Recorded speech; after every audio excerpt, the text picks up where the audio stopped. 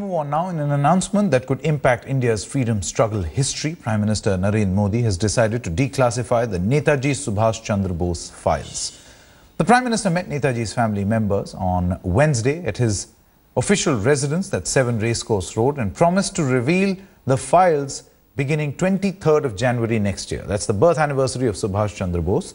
Prime Minister Modi also assured that the foreign governments, including the authorities in Russia, will be requested to reveal the files related to Netaji.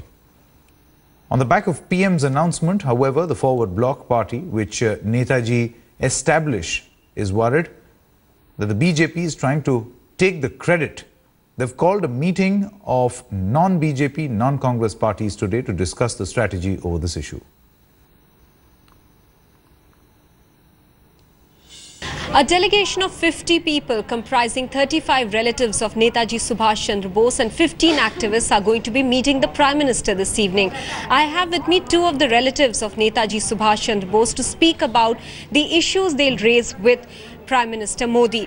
Ma'am, first to you, what is going to be your request to the Prime Minister with regards to Netaji Subhash Chandra Bose and his demise, as to how he passed away? Well, I won't say at that passing away. We did not receive any further news after the so-called air crash that happened in Taihoku, and we understand that there are many files, very secret files, very important files with the PMO and with the ministry here, and we would ask the Prime Minister to declassify those files so that the truth comes out. Mr. Ray, you know, so far the government has held the view that if they declassify the files related to Netaji, then it could lead to certain complications with other countries, relations with certain foreign countries. Do you buy this argument? No, we never buy this, and there's no reason to say that after 70 years, the foreign relations with some countries or bilateral relations with some foreign countries will be at stake or jeopardized. Because what we think is that what was there before 70 years, before 70 years it was Soviet Russia, Soviet Union, now it's Russia. So a lot of things have changed. Secondly, I would like to humbly ask the government, the central government, is knowing the truth about Netaji is not more than the bilateral relations, because we would like to know the truth.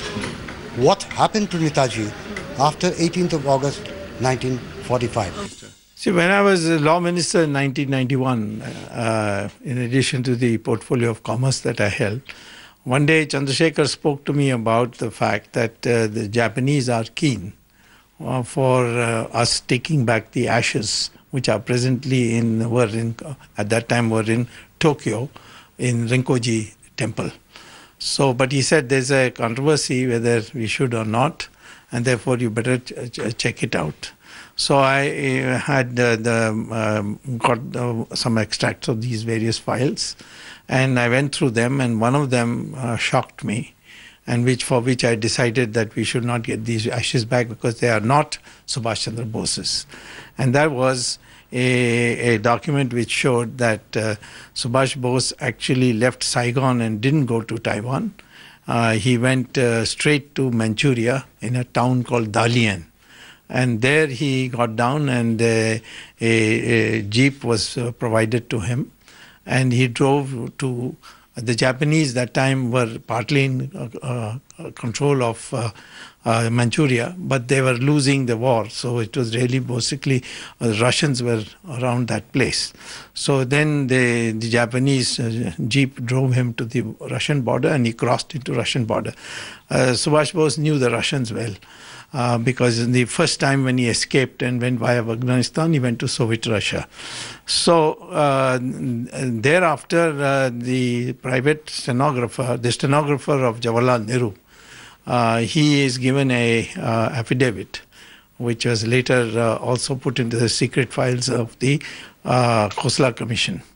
And that he says that on 26th night of December 1945, that is after several months after the so-called death of Subhash Bose in a plane crash, which was on 18th August, he was called by Jawaharlal Nehru at 11 p.m. in the night to come with the typewriter and all that, and then take a dictation. And in that, two things he had to type. One was a message from obviously from Stalin, where he says that Subhash Bose is in my custody and what am I supposed to do?